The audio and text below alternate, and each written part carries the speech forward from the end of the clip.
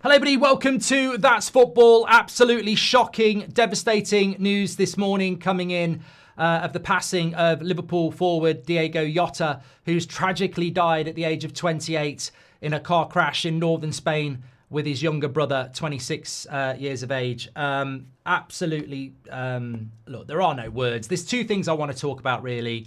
The most important thing, which is the loss of human lives, and secondly, the football loss.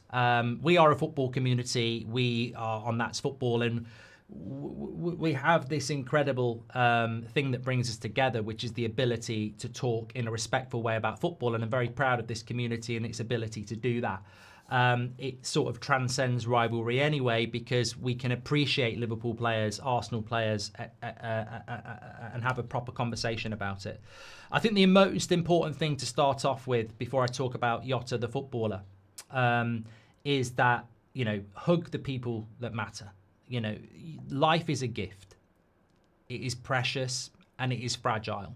And as shocking as this is today to be talking about, and I can't think in this sort of blur and haze of disbelief of a time where we have lost a Premier League footballer in their prime in these circumstances. And I don't really want to read about other ones. That I'm not saying that there hasn't been. What I'm saying is it's a sense of complete and utter disbelief, which will leave a huge void in football, an even bigger hole in Liverpool Football Club. And of course, the most important thing to say is thoughts and prayers with friends and family. This is a man who got married 5 days ago, who has 3 young children, who has died in a car crash with his brother. I can't even begin to imagine the impact on those close to Jota this morning. This is a loss of life that, as we were talking about briefly on the United stand on the news show, and look, the amount of outpouring of grief and disbelief and sadness in that community, around football itself, in the world of sport, in the world in general, just shows just how these sort of things are really difficult for people to can deal with. And if you are one of those people, you're not alone. Like it's really difficult to understand. As humans, we always want to understand, we want to justify, and I think in my experience, and probably in others as well, when it comes to death, there isn't always an answer. There isn't. And we want to justify it because it's so final. It's so the end of that story. And who knows, like, what happened or why. But there is not necessarily a why. Who knows? These things will be happening all over the world. Tragic loss of life, which is just unfathomable. And you can't justify it. Which is why you just have to realise how fragile life is. And we're probably not the best at doing that. We take things for granted naturally. We do things, we go to work, we say goodbye to friends, and we assume we're going to see them again, and we just don't know. And that's why it's just really important to, appreciate and love and, cherish what you have, because you never know when it's going to go. And bad things happen to good people, and bad people don't necessarily get bad things happening to them. Life isn't fair at times, and it isn't justifiable. So it's just really, really, really difficult to justify. So we must grieve as football fans. And look, I would also say as well, it never surprises me how vile and horrible people can be when they sense a weakness of other people. And I've already seen this stuff on social media, and I would implore not just Liverpool fans but fans of other clubs, ignore these people who are looking for attention. They're looking for interaction. They've done it about other tragedies involving other football clubs, Liverpool Football Club, and they will keep doing it because there are people out there that don't think nice things. They are vile people. And that is why when something like this happens, you see the outpouring, and I've seen it today in our United Stand community, I've seen it in other communities, I've seen it on social media, just an outpouring of love and sorrow for the loss of Jota and his brother this morning. So ignore those people who will be vile, because the longer we move away from this, the more they will become vile, because it won't be as shocking. So ignore them. They're always going to be there. The bigger voice is the one for good. Ignore the bad. And there's a lot of people out there who are, sharing in this shocking, horrible news. And it's as I said, for Liverpool, in a footballing sense, for Liverpool Football Club, this is a huge tragedy again for them. And how they deal with that isn't for now. I've seen people innocently moving on too quick, talking about stupid things like transfers, and that will have to happen. Life will go on. The show will go on. That's the one thing human nature has always been about, is resilience and moving on. And we will move on, but there is a time to grieve, and that is very much now. And Liverpool will be playing their games in 6 weeks' times, and they'll be going on their tour to the other side of the world, and all those things will happen, and all the right things will be done by that football club around supporting their community, their fan base, the family of Jota.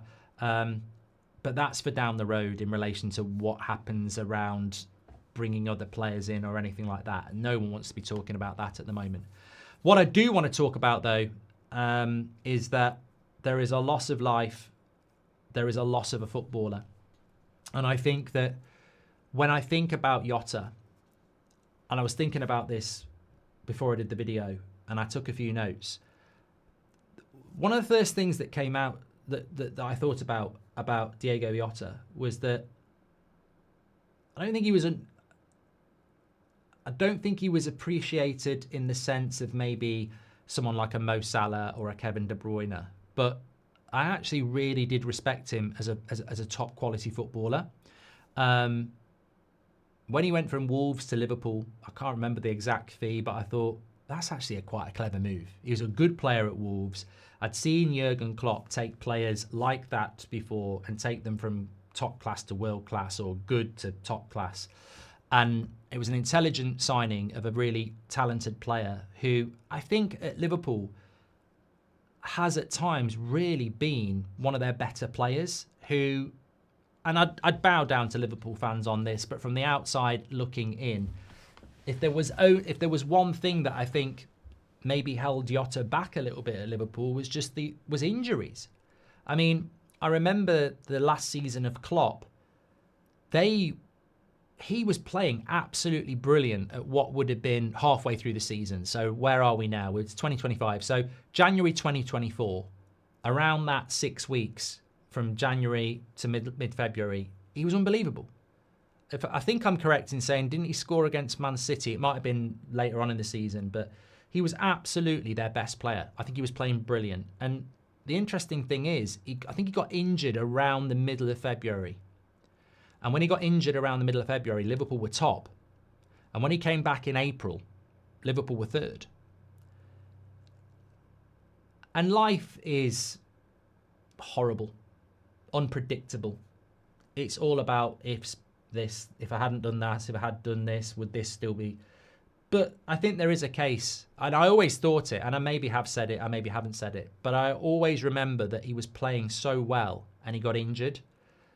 I think that if he hadn't got injured, we might have had a very different title race that year. I think he's a really, really good footballer who was very respected outside of Liverpool. And I know Liverpool fans absolutely worshipped him, and they're going through their own thing now. And, how you do that. I think there is,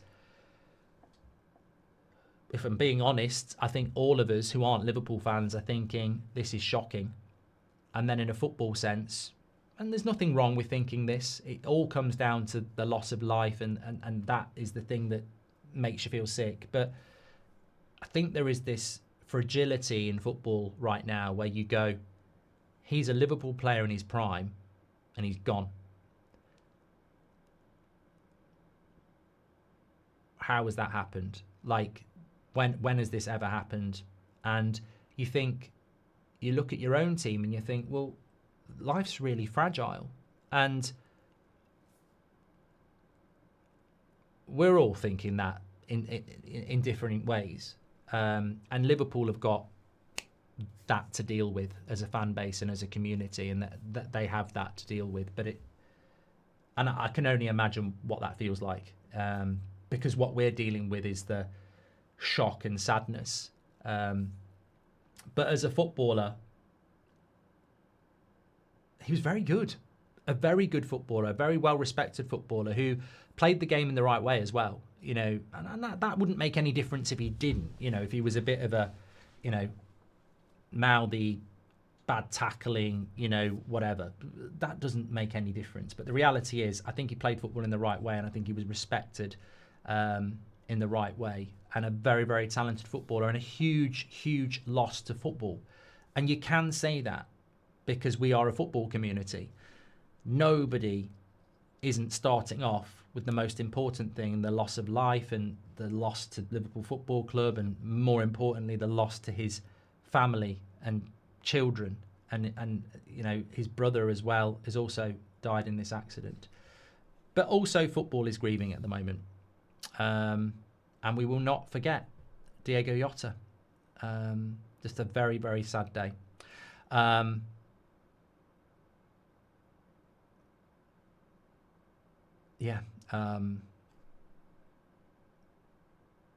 Get your comments in below. I know there's a lot of outpouring there, and please be respectful. Thanks for watching. I'll speak to you soon.